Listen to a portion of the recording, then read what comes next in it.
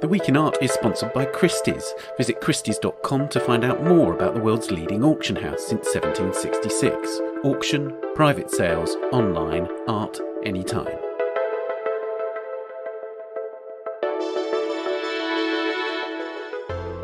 Hello and welcome to The Week in Art. I'm Ben Luke. This week, Los Angeles has finally opened its museums after more than a year. When New York's galleries have been open since August, what took California so long?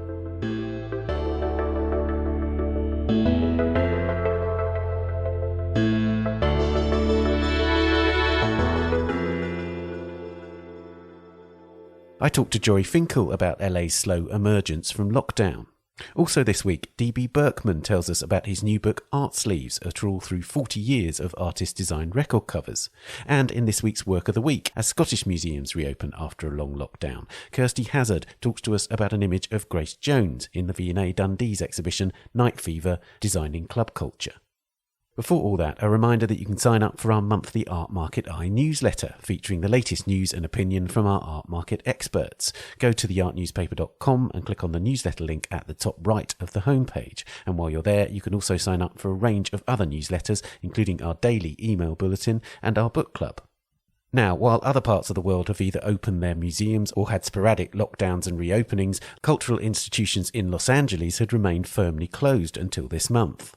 Now, though, most are welcoming visitors again in strictly controlled numbers and with familiar restrictions, of course. Among the key attractions in town is the Made in LA Biennial at the Hammer Museum and Huntington Library Art Museum and Botanical Gardens, which has been installed since last summer but is only now gaining an audience. I spoke to Jori Finkel, a regular contributor to the art newspaper and the New York Times, about LA's slow emergence from hibernation. Jori, why is it that California has taken so long to open its museums? Yeah, it has taken a long time for California museums to reopen, museums in Los Angeles in particular.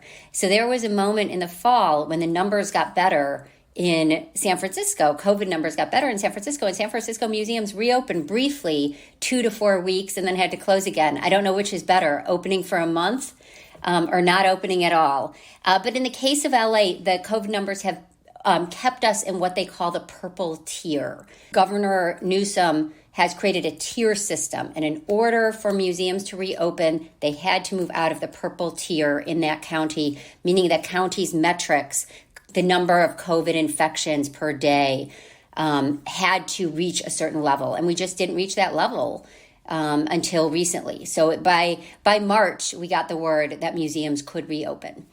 And that was exactly a year after they closed, like so many others across the world. Yep. And so basically they opened, and not all of them are even open yet. So we have a case where LACMA reopened as soon as it could. I think it was the first major museum here to reopen. The Hammer and the Huntington reopened soon after that. MoCA is still closed. It's not opening until early June. The Getty Center is still closed, and they haven't given their reopening date yet. But we expect, I think it even says on their website, likely to be late May. Is there any explanation as to why those museums are opening later than the others? Because you'd think they'd had enough time to prepare, wouldn't you?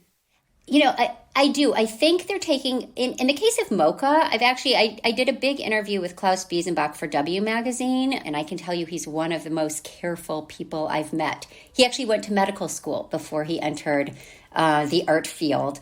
And I think he's proceeding very cautiously, very slowly. The museum is taking its direction from its director, so to speak.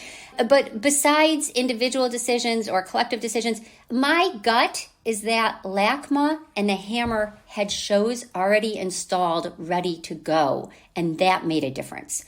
LACMA's NARA survey has been installed for almost a year.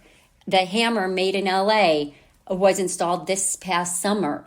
So if you have your shows already installed in the hopes that LA museums would reopen, and yet they haven't there after month after month, then the moment you get that word, you make everything else happen. Right. So can you tell me a bit about the debates around this? Because there are current debates in the UK, for instance, where commercial galleries are open, but museums aren't, and elsewhere in the world too. Because is it right that in California too, you've had situations where restaurants and bars can open outside, nail salons can open, etc., but museums are still remain closed? Correct. Really, the past 6 months, we've seen retail open to some degree, maybe 25% capacity or 50% capacity, but retail has been open to some degree, while the museums have not been able to open at all. Outdoors only was the key phrase. So that left us in this crazy situation where LACMA could run its bookstore, but not open a gallery. Well, its bookstore is now in the galleries, actually, because of its renovation and expansion. But in many cases, bookstores are much smaller spaces, much more crowded spaces than museum galleries that have great circulation systems, humidity controls, all the things you would want, really, from an indoor space in the time of COVID. So has there been any art to look at? Anything outside, for instance? Yeah, I think the big outside destination exhibition has been Desert X, which happens every 2 years in Palm Springs area.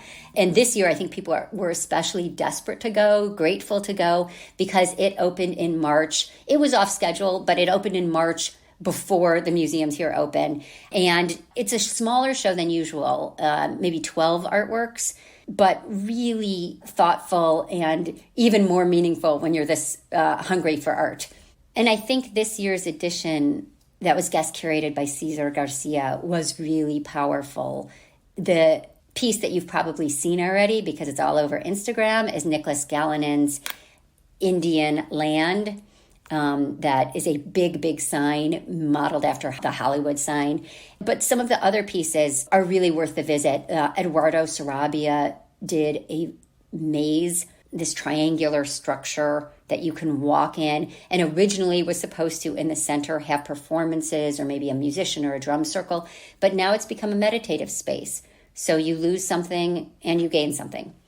So let's talk about some exhibitions, shall we? So tell me, you've had a year without going to museums. What have you been seeing? Yeah, I have to tell you, a year without museums is a long time. I feel like I've been starved for art, and I drag my kids to the UCLA sculpture gardens because they're outside and you can see, the Jean Arp sculpture or Lipschitz sculpture. So we're discovering the treasures in our own backyard, so to speak. It made me think actually of the AIDS project, Day Without Art.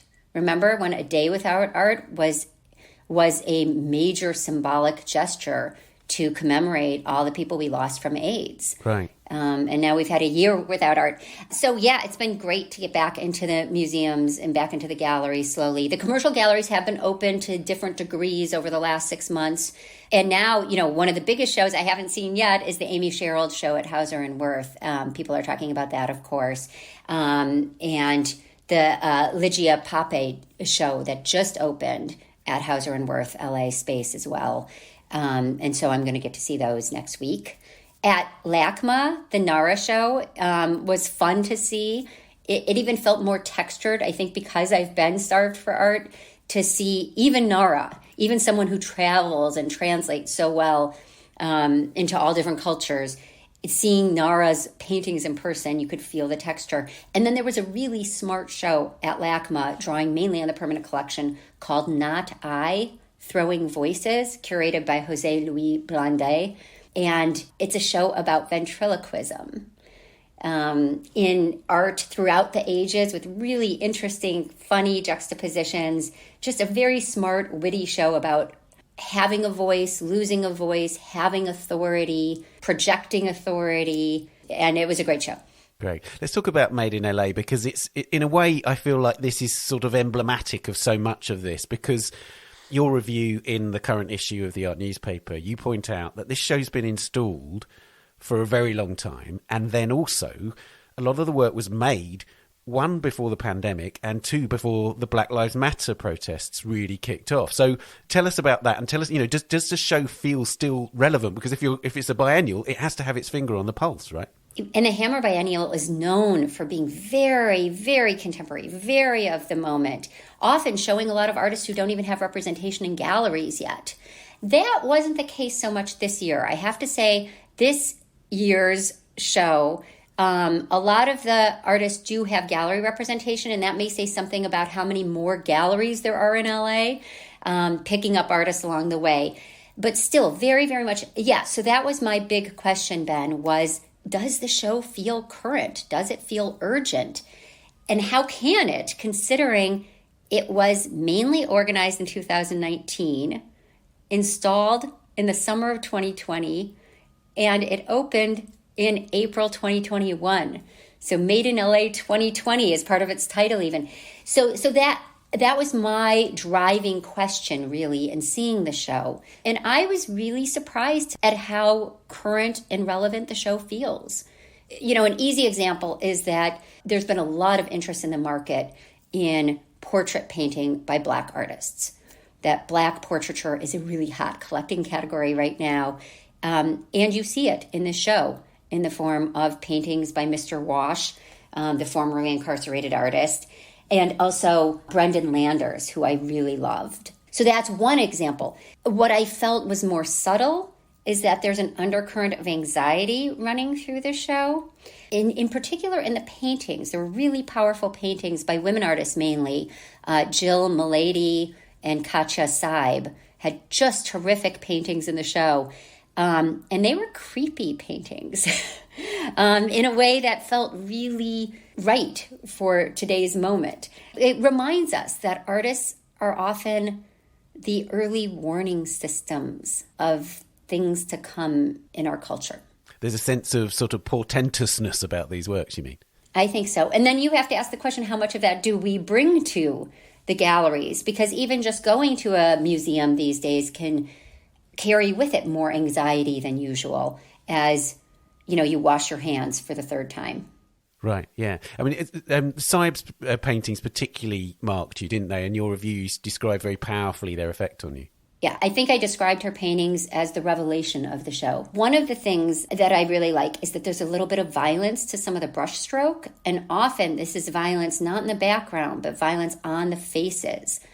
Even in some cases, there's this equation or identification of paint and makeup.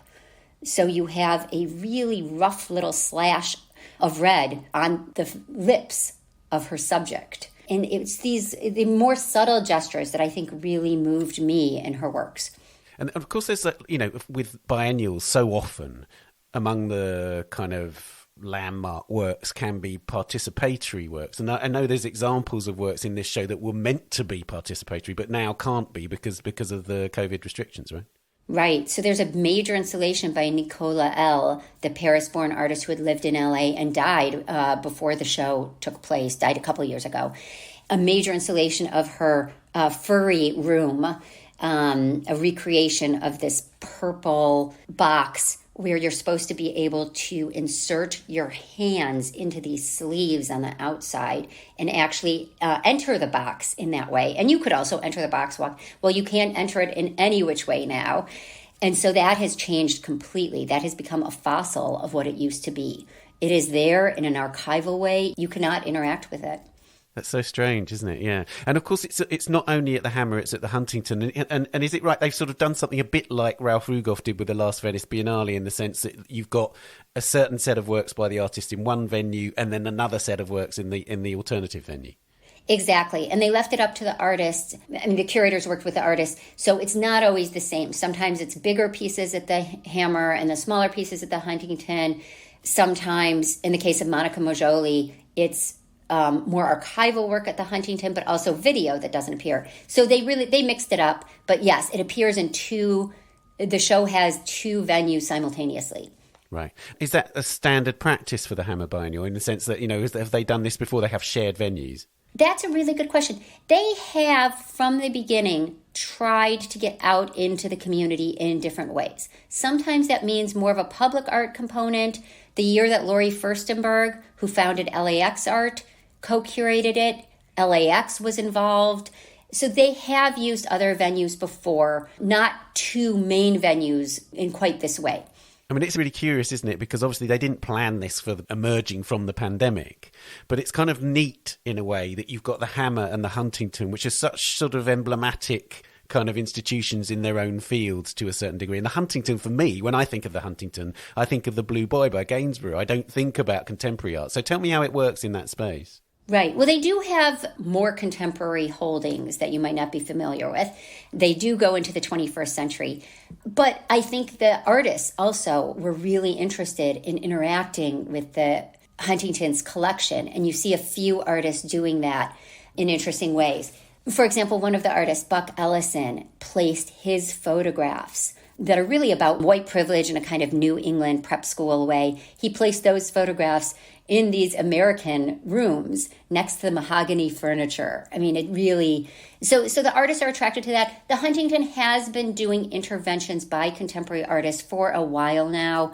They had a great show where Ricky Swallow and Leslie Vance inserted their own work into the permanent collection. Right.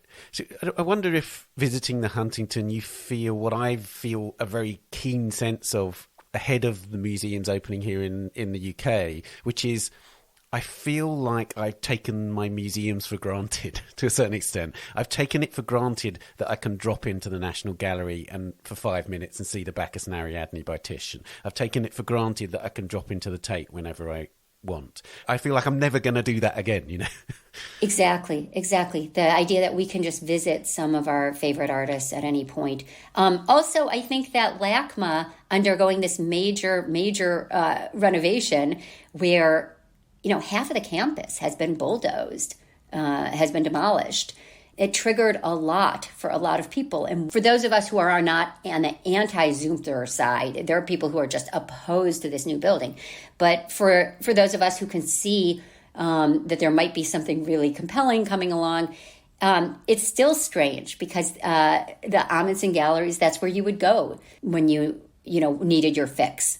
Right, that's right. So, I mean, you brought it up, so let's talk about it a little bit, because it's, again, you know, we talk about emblematic institutions. LACMA is this, you know, it's a sort of encyclopedic institution. It's you know, enshrined in the very art that's been made by Ed Ruscha, for instance. It's such a major institution. There is a complete redesign by Peter Zumthor, and it's caused an enormous controversy, isn't it? It's about reduction of space, about the appropriate nature of the galleries themselves. And so tell us a bit about that. What's the feeling in LA right now?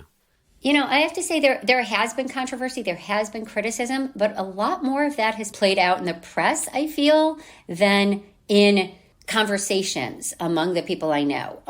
A lot of the people I know are taking a kind of wait and see, you know, hoping for the best. The people who spoke out on behalf of the Peter Zumthor, where they were actually excited for it, were kind of doxxed on social media. Is that the right word? Yeah. But Diana Thader, for example, she spoke out on Facebook saying that she thinks this is a great thing. She has installed shows in the old buildings and said they had to go, that you couldn't work as an artist. You couldn't work in those old buildings. So she spoke out on behalf of the Zumthor, and she got such an intense reaction against her post that she went off Facebook because of it.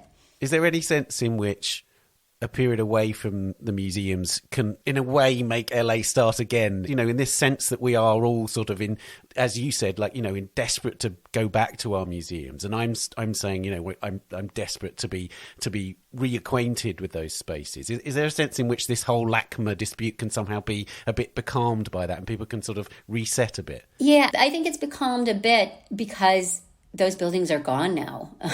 So I think there was a kind of last, you know, that people seeing more and more of the plans and seeing the problems with the plans, that there was this kind of last minute sense of urgency. Let's do something before the demolition. Well, those buildings are gone now. It is a construction site. You can see the beginnings of the foundations for the Zumthor building. So I do think we're past the height of that controversy. But there's also this interesting thing where, you know, we all know that coming back to museums is not coming back to the museums the way they were, you know, that there is a new normal for all of us. And it may be that the more and more we emerge from this pandemic together, that LA museums are kind of changing behind the scenes, that it won't be until 2024 that we actually have the Peter Zumthor building if it stays on schedule. But later this year, we will have on the LACMA campus the new Academy Museum of Motion Pictures. So already when people start going back this fall to museums, there's another player in town, another game in town. And the Hammer has been renovating behind the scenes. Major renovation. It's almost a $200 million capital campaign, but some of that includes endowment costs. But it is a major renovation that's progressed over many years with Michael Maltzin, the architect who's helped the Hammer enter the 21st century. And they already have new office spaces. By the end of this year, they'll have a new bookstore and a new Works on Paper gallery.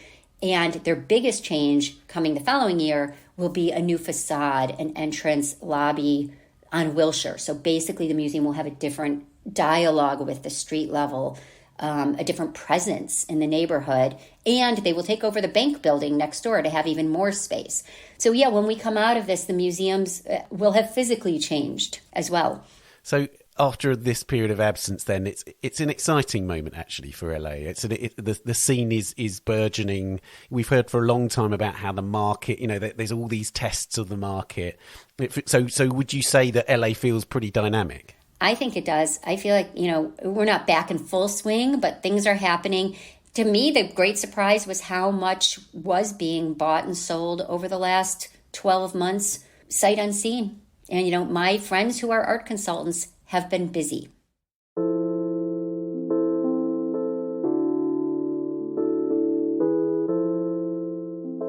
Well, that's interesting. Okay, Jori, thank you so much for talking to us. Thank you, Ben.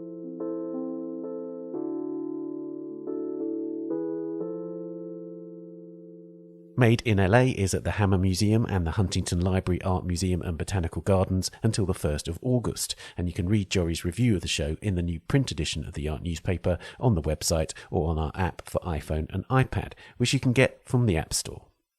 In a moment, we'll hear about artist record sleeves and talk about Grace Jones and 1980s New York nightclubs. But first, here are some of the top stories on the art newspaper's website this week. A devastating second wave of COVID-19 in India has inundated its hospitals and depleted its vital resources of medical oxygen. On Thursday alone, we learned that there were officially close to 380,000 new cases and 3,645 new deaths, though experts say the reality is even worse. Yet, as Kabir Jella writes, amid this widespread crisis, construction on the grand redevelopment of Delhi's historic parliament buildings, known as the Central Vista, continues apace. Described by critics as a vanity project of Prime Minister Narendra Modi and costing £2 billion, it appears unencumbered by Delhi's strict lockdown enforced since the 19th of April. Although Delhi officials ordered for all construction work to be halted unless workers were living on site, an official letter published by the Indian digital news site Scroll reveals that the Department of Central Public Works, which is overseeing the project, wrote to the Delhi police insisting that workers be allowed to be ferried to the construction site and that 180 movement passes were issued by New Delhi's Deputy Commissioner of Police for the workers under the Essential Services category. The world's most expensive living artist, Jeff Koons, will now be represented exclusively worldwide by Pace Gallery, having left David Zwirner and Gagosian, the galleries that have sold his work for years. As Anna Brady reports, the American artist, whose Rabbit sold for $91.1 million including fees in 2019, appears to have had something of a professional epiphany during the pandemic. Sometimes professionally in life, we can find ourselves at a crossroads, Koons said in a statement. Going through the last year or so and having the opportunity to reflect on what I would like to achieve with my life's work in order to bring it to its fullest potential, I've decided that a change in the environment in which my work is viewed and supported would be a positive thing at this time. Around 23,000 works of art from the collection of the late Samsung Electronics chairman Lee Kun-hee are due to be donated to museums and institutions across South Korea to help pay a massive inheritance tax bill of 12 trillion won, or $10.8 billion. As Gareth Harris reports, in a deal agreed with Korean tax officials, works by Claude Monet, Marc Chagall and Salvador Dali, among others, will be donated to the National Museum of Modern and Contemporary Art. The museum, which runs 4 sites across South Korea, plans to stage an exhibition entitled Masterpieces of Lee Kun-hee's collection later this year. You can read all these stories and much more on the website or the app. We'll be back after this. The Week in Art is sponsored by Christie's. This May, discover 2021 in New York, Christie's innovative sale format to spotlight the art of the 20th and 21st centuries, and in turn usher in a new era for the art world. The reimagined 20th century evening sale on the 13th of May features Monet, Picasso, Rothko and Warhol, radicals of their day who had a lasting impact on the art being created today. Viewing begins on the 1st of May by appointment only at Christie's Galleries in Rockefeller Centre. In the meantime, explore the highlights through the enhanced virtual viewing rooms and related features on christies.com/20-21.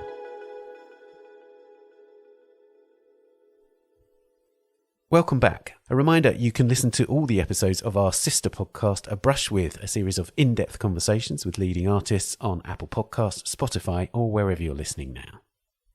Now, for many decades, artists have designed record covers, most famously perhaps Andy Warhol's work for the Velvet Underground and Peter Blake and Jan Howarth's for the Beatles in the 60s. But Rizzoli has just published a book, Art Sleeves, which looks at artists' designs for albums, cassettes and CDs over the past 40 years. I spoke to the book's author, DB Burkeman. DB, in the intro to the book, you very much give the impression that you fell in love with album covers at a very early age. Very true. I think I've always been a very visual, stimulated person, and the cover was almost more important to me than what was on the record. And it's interesting that you say that you bought several albums where the musical content actually wasn't much cop, just because they actually were really great visual statements. Yeah, my collection was definitely dodgy because of that. Okay, well, there's quite a lot of collections of album cover books out there, but the difference between your book and lots of others is that you very much focused in on artists making album covers. So this isn't so much a paean to the great album designers, the graphic artists so much. So tell me a bit about how you've gone about choosing who goes in this book. Well, there even have been books recently, very impressive, massive books that are album art books, but what they tried to do was show the entire history of album art, which is really not possible to put in one book. It started in the 1930s, I believe, so I constrained myself to a 1980 to 2020 time frame, because 1980 was very important both in the music industry but also graphically.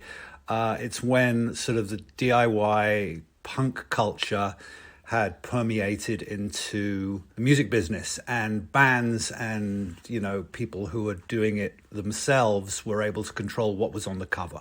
That's right. And so from that point onwards, that's a sort of jumping off point. But also that it's crucial that, like, for instance, I had no idea how many fine artists, as we would call them, have made album covers. There's a vast array, and you must have been on an exhaustive search in order to do this. Yeah, and I still am. It's extraordinary that I keep discovering new ones that I didn't know when we put the book to bed. It was like, oh, wow, I wish I could have included that. But it lends to the idea of a volume 2, which is exciting. So should we talk about some of the album covers? One of the things I did want to say is that I like the way that you've kind of co-opted some of the great graphic artists as artists in their own right. So Peter Saville is in the book. Why did you want to do that? Well, for me, I think I was more influenced and more emotionally moved by graphic designers initially than I was by so-called fine artists.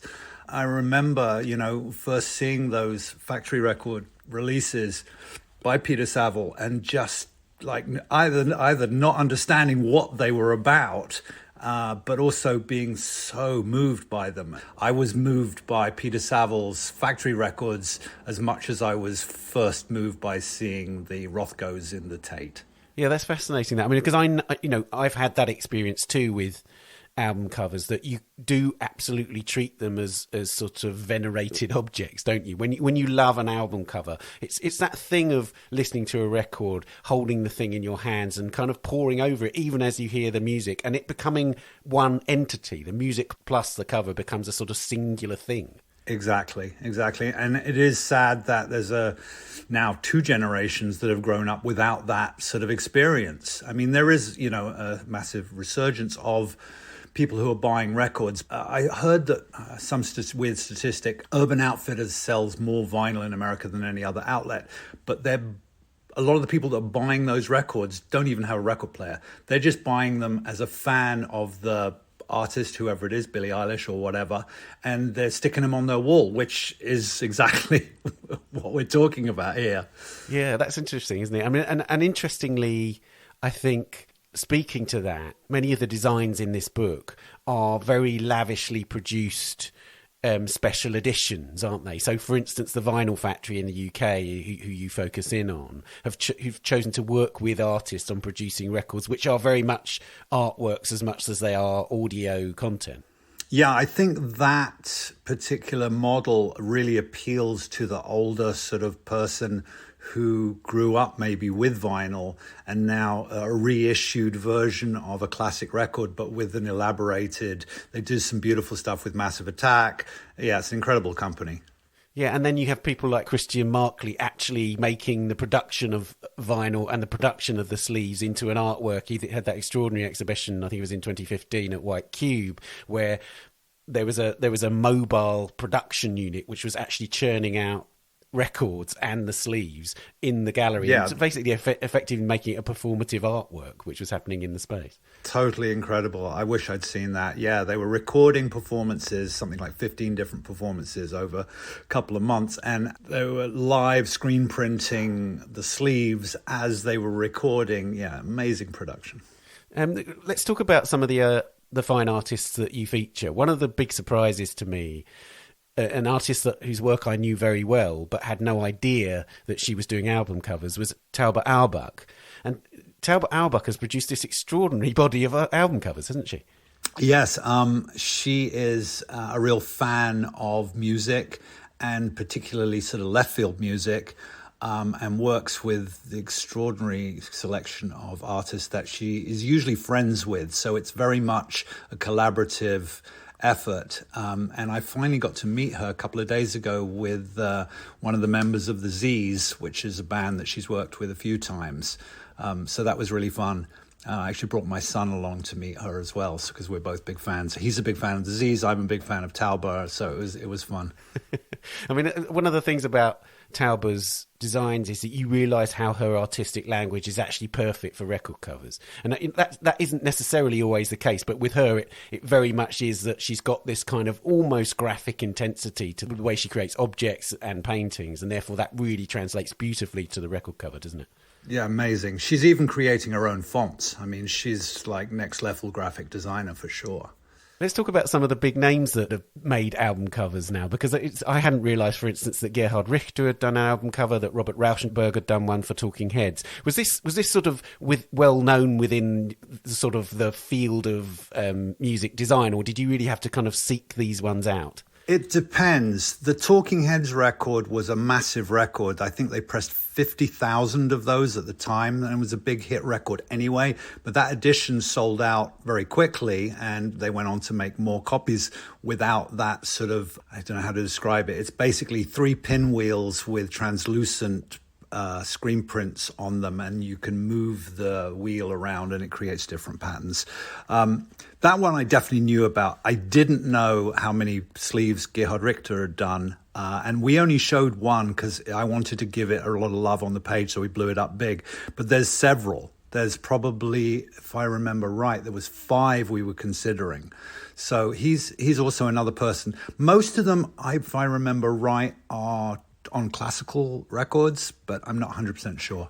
Yeah, I mean, one of the things that, again, comes through from the book is that there are some artists who have direct connections to the artists themselves. You mentioned Talbot being friends with those artists, and then you've got the Black Flag albums by Raymond Pettibon. So there are sort of, it's almost like the artists are part of that milieu, but others, it seems like it's a sort of mutual admiration society. It's less of a sort of direct connection. Did you have to sort of really look into the kind of culture around these productions, basically, and seek these connections? It was random. Some I knew about and some I didn't know how to, like I would discover a record and I'd have to go to the gallery that represented the artist, but also then track down the non-existing label that put out the record back in the 80s. So it was quite convoluted, but a fun, if not difficult process. It took 5 years of actual work, but I've been thinking about it and collecting ideas for about 10 years.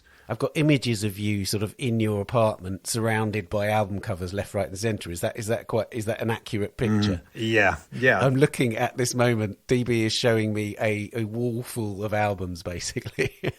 This is my man cave, my basement, which is part disco. So these records are all kind of dance. I was a DJ when I was younger, so I still have a lot of dance records. But upstairs is more sort of, I don't know what you call it, living room collection of records. And that's where the art sleeves actually live. So there's a lot of records here. I've downsized a lot over the years. I had about 6,000 albums, which in real audiophile collectors is nothing. You hear of these people that have 80,000 records and stuff. So 6,000 down to 4,000. I'm a kid.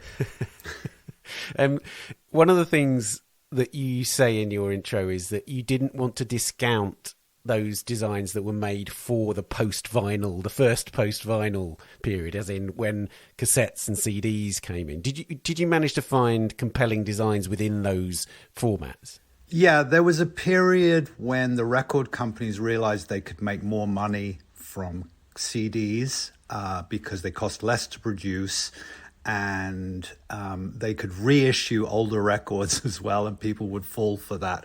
So they stopped producing. A lot of the major labels and some of the indies too stopped producing vinyl. So these beautiful designs for the records were only produced on these little 5x5 CD covers.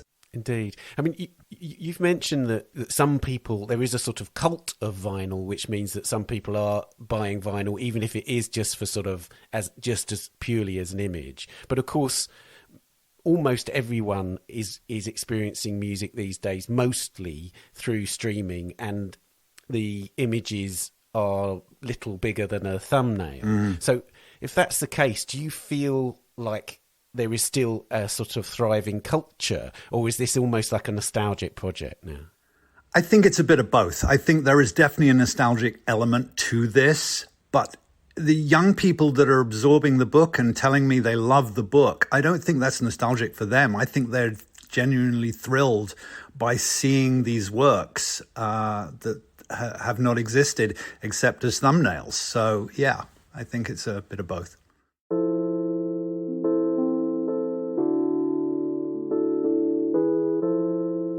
Well, DB, thank you so much for joining us and talking about it. Thank you so much for having me.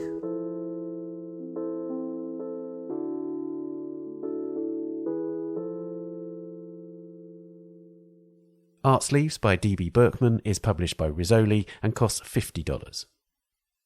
And finally, it's time for the work of the week. And as Scottish museums are now open, a couple of weeks ahead of their English counterparts, this week we're looking at a work in the exhibition at V&A Dundee, Night Fever, Designing Club Culture. That show began at the Vitra Design Museum in Germany before the pandemic forced nightclubs to close, and now, of course, takes on a new significance as many venues across the world remain shut. The exhibition includes films, posters, flyers and fashion, as well as light and music installations. But Kirsty Hassard, one of the show's curators, has chosen to focus on one of the many photographs in the show, Volker Hinz's photograph of the singer and fashion model Grace Jones in the Area nightclub in New York in 1984. You can see an image of the work on our website, click on the podcast tab and look for this episode. Kirsty, I imagine you would have had a wealth of images and objects to choose from in this extraordinary show, but tell us why you've chosen the one you have. I think when you're working on a show like this, yeah, exactly as you say, there's just like a plethora of really evocative objects that completely sum up what these nightclubs were about. But I think the one that I've chosen in particular really does do that. It's the Volker Hinz photograph of Grace Jones at Area. Dating from 1984, and her with what looks like a taxidermied lion, I think. Classic Grace Jones at one of their themed parties. When you're visiting the exhibition, which I hope many people listening will be able to do, when you walk into the third section, which is where it sits, it's one of the first things you see as you walk into the room. That's great. I mean, I'm so pleased to be talking about Grace Jones because she's such a sort of towering figure in terms of nightclubs. I mean, she literally did an album called Nightclubbing. She was so associated with that New York scene.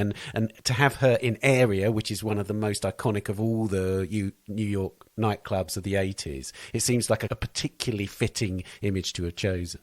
I think for a lot of these clubs, Area in particular, there's this amazing connection between nightclubs and performance art, and just actually in general this sort of amazing meeting of creative minds, whether that's from the music world, the fashion world, the sort of visual arts world, all coming together. But I think Grace Jones and her work And just like her presence at Area in particular just really epitomises what Area was about. Yeah. Should we talk a bit about Area? Because, I mean, it's an extraordinary story, really. It only existed for about 5 years, right? Yeah, it existed for 4 years between 1983 and 1987.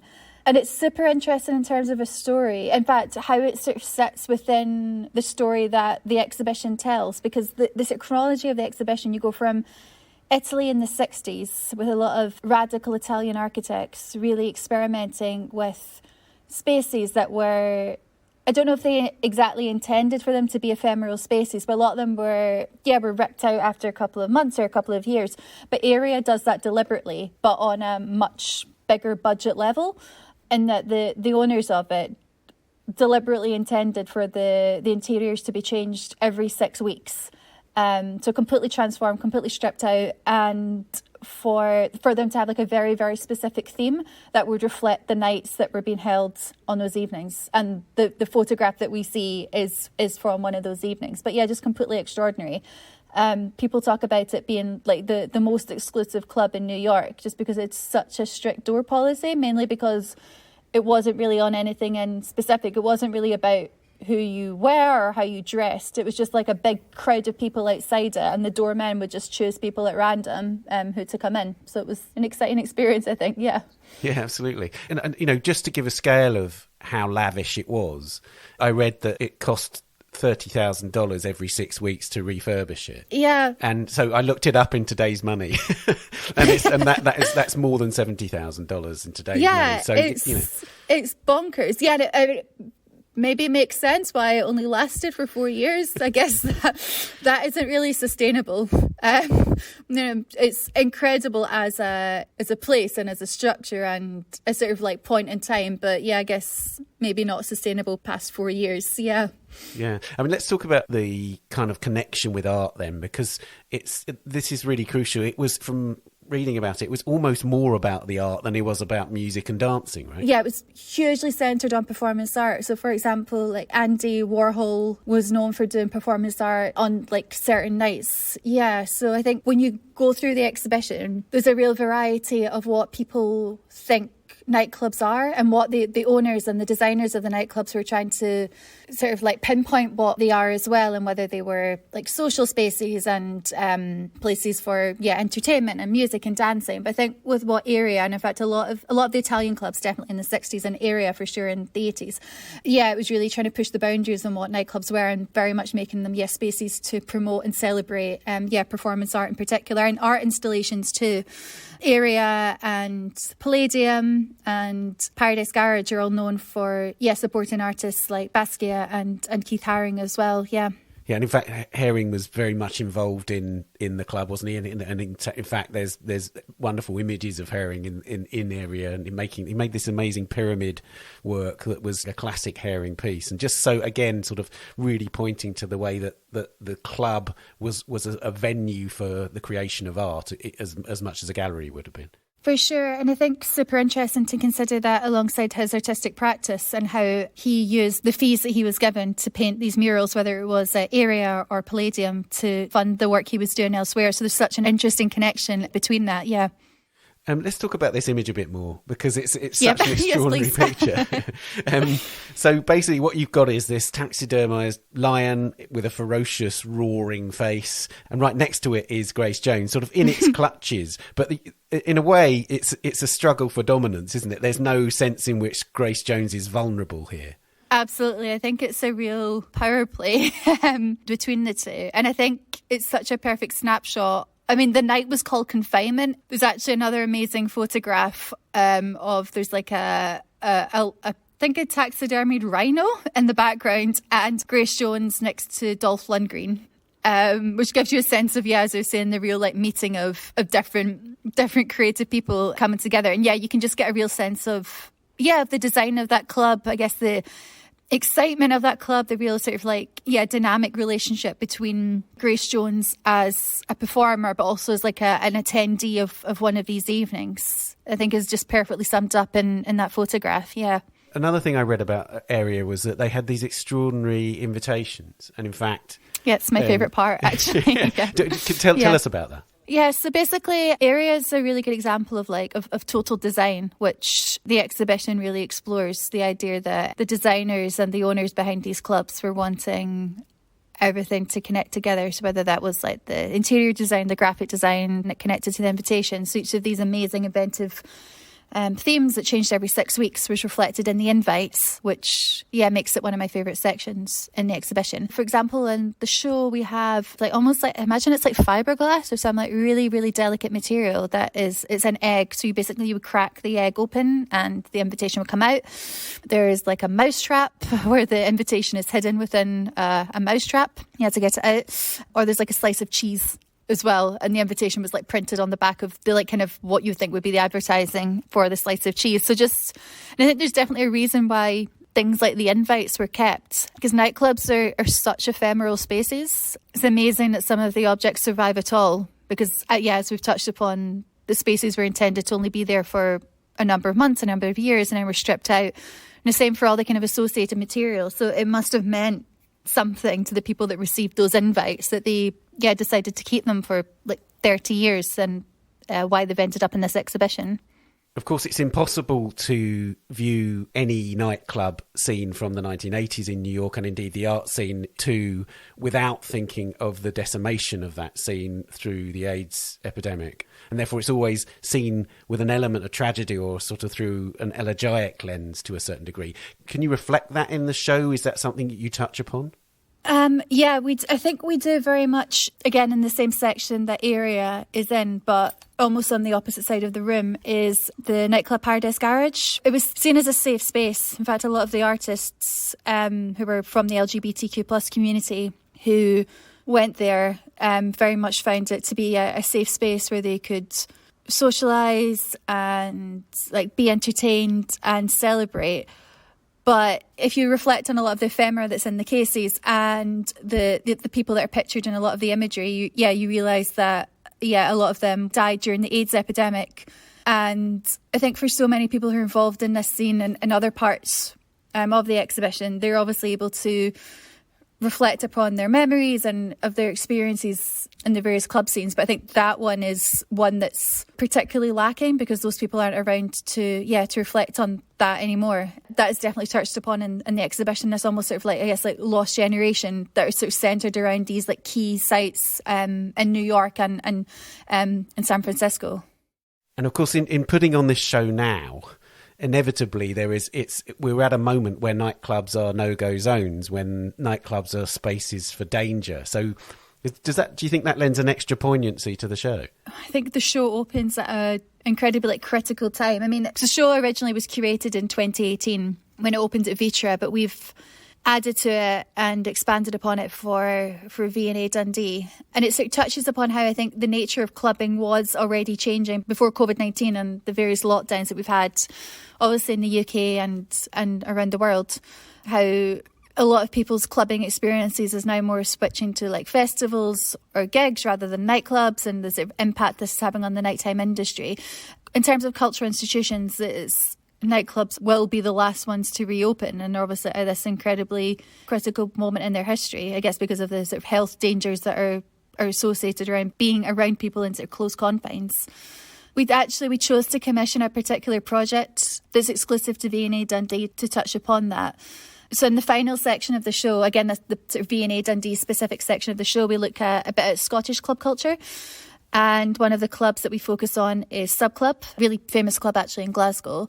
And we commissioned a LiDAR scan that looks at the interior of Sub Club, sort of completely empty without people, as I've sort of been touching upon, looks at this incredibly critical and poignant moment that nightclubs are at, and the sort of the potential future that they're facing.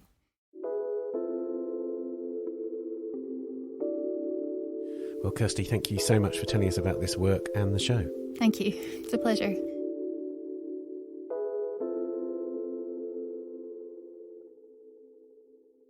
Night Fever, Designing Club Culture, is at V&A Dundee from the 1st of May until the 9th of January next year.